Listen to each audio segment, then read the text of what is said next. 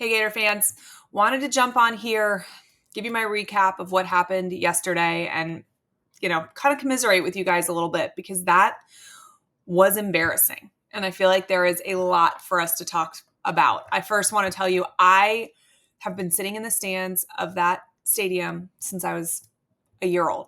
All right. I won't tell you how old I'm about to turn. I'm about to hit a big milestone this month. So a very long time. I've seen the good, bad, and ugly of Florida football. And yesterday is probably the most embarrassed I've ever been in orange and blue. Yesterday was not Graham Mertz day.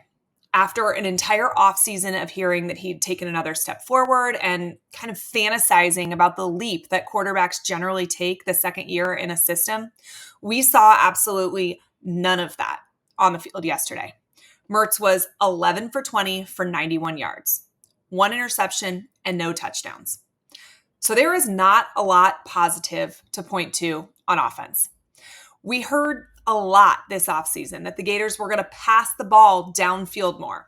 Insiders that were at practice, former players that were there, talked about seeing Mertz air it out. And to Billy Napier's credit, they did try that yesterday. But Mertz throws were off each and every time they did. In fact, if he didn't overthrow, underthrow, or throw behind his receiver each time he tried to throw past 20 yards, Florida could have scored a lot more points. There were several times where Mertz made the wrong read, and he still has a tendency to stare his receivers down. This was a problem last year. It's continuing to be a problem, and it's something Miami was able to pick up on early. This was easily Mertz's worst game in a Gator uniform. He finished with a QBR of 83.2. And honestly, guys, that stat alone makes this football game essentially unwinnable. But I want to pause and point something out. I personally take no joy in criticizing a player. I try to be really, really careful when I name guys by name and talk about the negative. I understand what it's like to be a family of a player. I understand what it's like to have hard conversations with guys, while they're wearing the uniform about the criticism that they take from other people. I do take that to heart, and I try to be really careful with it. But I also don't want to shy away from calling a spade a spade. Graham Mertz had a bad day. His worst, in fact. But what I did see from him is somebody who gives his all on every play. And there are no participation trophies, and sometimes being a hard worker isn't enough. Results matter. But on a day where I saw a lot of players loaf and take plays off, I do think it's important to point out that that is not who Graham Mertz is. I hated to see him get injured. And honestly, watching it live from the stadium and his body language afterwards, I thought it was a shoulder injury. Word out of the locker room now is that he has a concussion. And I think that that's probably a better case scenario than had it been a shoulder injury. I want to wish him a speedy recovery, and I never like to see a player go down like that. And this was absolutely not the way that I thought DJ Lagway was going to make his debut in orange and blue, but we're going to talk a little bit more about that in a bit. I want to hit on some of the things that I saw that just went wrong. The play calling was bad. I didn't feel like there was any rhythm.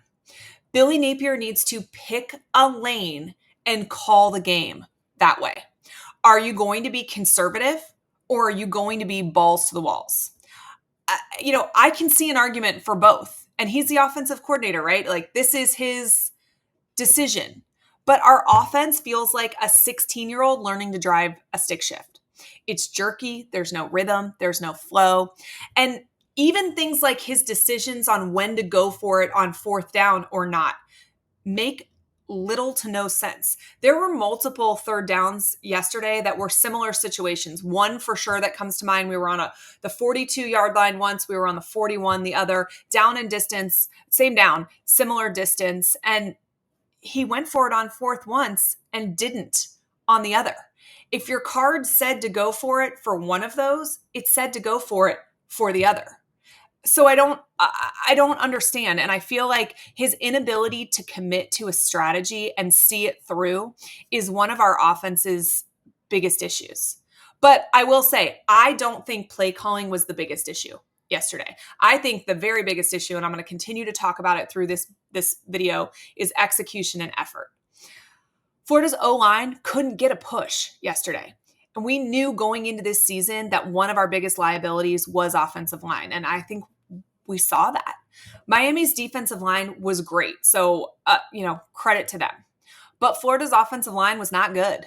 And not only were they not good, but they lacked effort. And that is the hardest part of the game for me to watch. I know that's the hardest part of the game for any of our former players in the stands to watch, the lack of effort. You go back and watch film from this game, and the number of times there are guys standing there or jogging when the play is still going on is disgusting. The lack of effort, not just from Florida's offense and defensive line, but several guys on almost every play. That is what stood out to me the most about Saturday's game. Shout out to Montreal Johnson. He is clearly healthy, had a couple of great runs. He is a huge weapon that unfortunately is going to go to waste if the offensive line can't do a better job blocking for him and if Napier can't do a better job calling these games.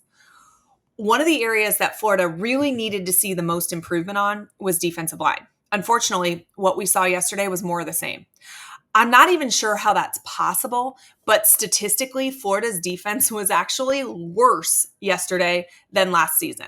Florida gave up 6.5 yards per play last year. That was good for 124th last season. That means there were 123 D1 teams that gave up less yards per play than the Gators defense. But yesterday, Florida's defense gave up 7.7 yards per play. So worse than last year. At one point, there was a fan in front of me and leaned over and he said, man, Cam Ward has time to do his taxes back there. And honestly, that wasn't far off from the truth. The lack of pressure from Florida's defensive line meant that Cam Ward got to do whatever he wanted, which he did time and time again. And even when the Gators were able to force a turnover, they couldn't capitalize.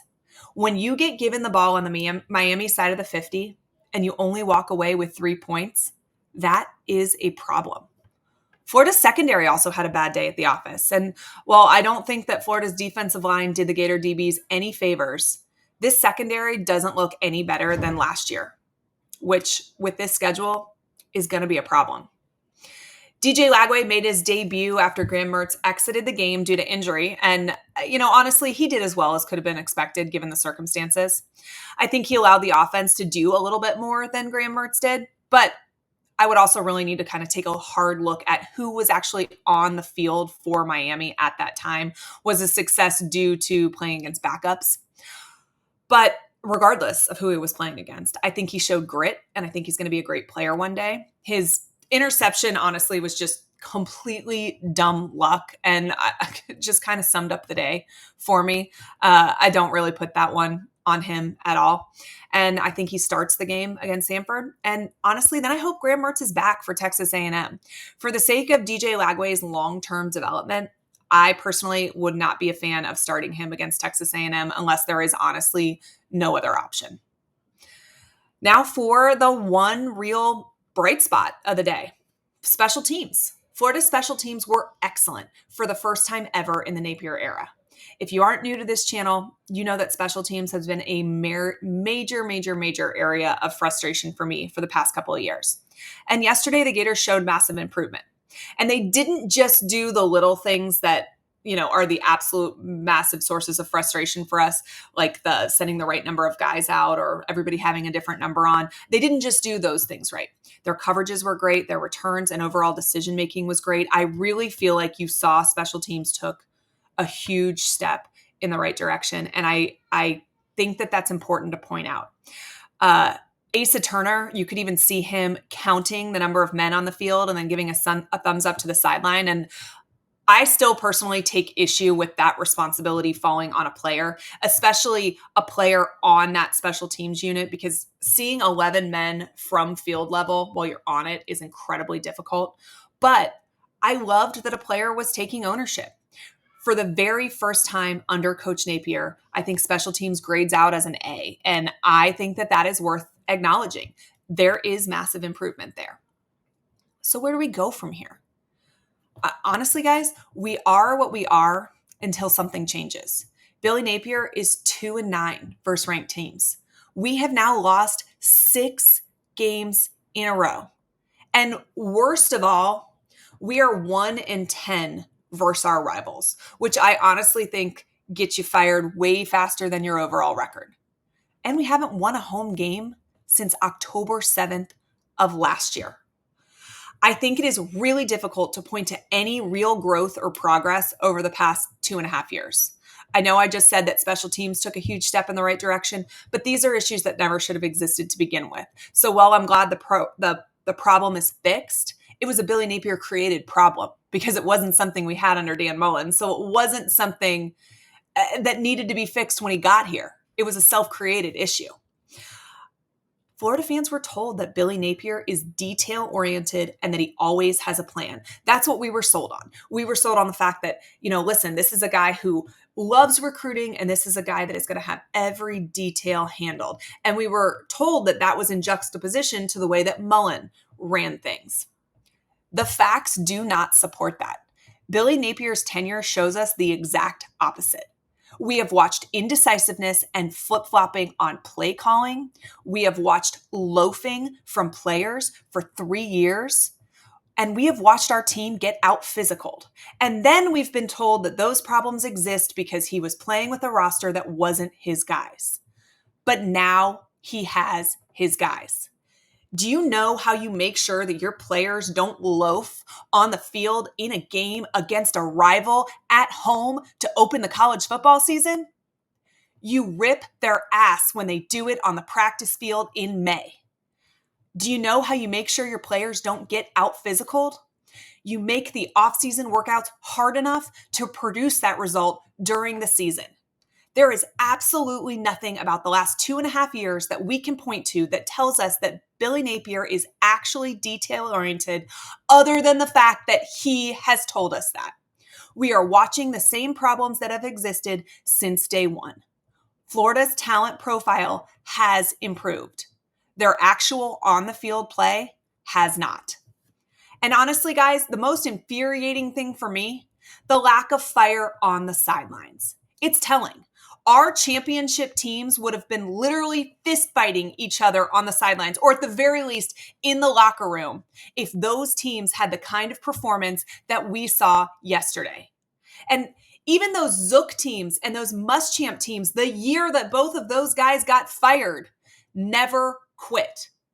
Might have been blocking each other, but they sure as hell were doing it at full speed. We listened all offseason to how physical and how tough practices have been. And I think that we've all come to the realization that it's just not competitive, right? I think that when our team is lining up against ourselves, coaches are looking at it and they're saying, look at how tough and competitive these guys are. Our team is a rec soccer team that has been competing in a rec league all summer. But the SEC isn't a rec league. It's competitive. And now our rec team, we've taken to a competitive league, and they're not going to fare well. And unfortunately, the majority of our schedule that is left, the 11 games left on that schedule, all but probably 2 to 3 are teams that I would consider competitive soccer teams as opposed to rec. And I wish I could be more optimistic. You guys know I'm a Gator through and through. It pains me to sit here and rip this team and rip this coaching staff. I want the Gators to do well always. But realistically, I cannot be optimistic at this point. We were sold a bunch of nonsense this offseason from a staff that I'm beginning to believe doesn't actually know what an SEC caliber team looks like behind closed doors. I am one of those people that helps sell it to you guys. And not because I benefit in some way from sharing information that's not true, but because I truly believed what was coming out of the program. And listen, Billy Napier is a nice guy, and I think he is a good person. And I have no doubts that he is making this team of young men better people. But I have stopped believing that he can make them better football players. And that's the job he was brought to the University of Florida to do. A quick glance around the college football landscape yesterday, watching coaches and players who have jumped ship from Florida and found success at their new home, reinforces this for me. Miami and Florida are both programs in year 3 of coaching regimes.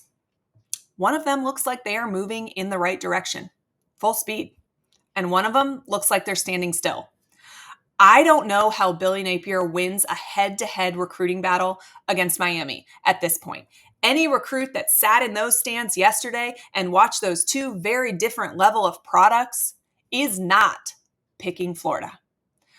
And listen, shout out to Miami. They were incredibly impressive. But how impressive kind of remains to be seen a little bit, because the performance out of the Gators yesterday was so bad that it's honestly hard to fairly judge Miami. But tip of the hat for coming into the Swamp and dominating. Y'all earned that one. The Swamp yesterday is not the Swamp that I remember from big games in the past. But that's because the product on the field has to give fans something to be excited about. You can't expect 90,000 people to show up at 3:30 in the seventh circle of hell, which is what it feels like sitting in those stands in August, and be their fiery, rambunctious, shake the concrete selves if you don't give us anything to cheer about. They're just going to stop showing up. And that sucks. That is not what the University of Florida is built on. That is not what the standard is for this football program. Fans deserve better. And unfortunately, it is hard to see a path for that improving much this season. Next week, the Gators play Samford. I do think that that is a game that they will win. But watching Texas A&M against Notre Dame last night, I don't have a whole lot of hope that the Gators can get their issues corrected in time for that. Because unfortunately, the biggest, most glaring issues in this program are not ones that can be fixed overnight. And they're probably not ones that can be fixed mid-season at all. All right, guys, that's it. That's all my rantings for you, all my feelings on this. I'm sure we're going to continue to break it down and talk about it as the week goes on, and we're going to get ready for Samford. And I'm going to always bleed orange and blue in all kinds of weather, but I also promise you to tell it like it is. I hope that you will be subscribed to this channel. Stick with me for the rest of the season because we got a lot of good content coming your way. Thanks for watching, and go Gators.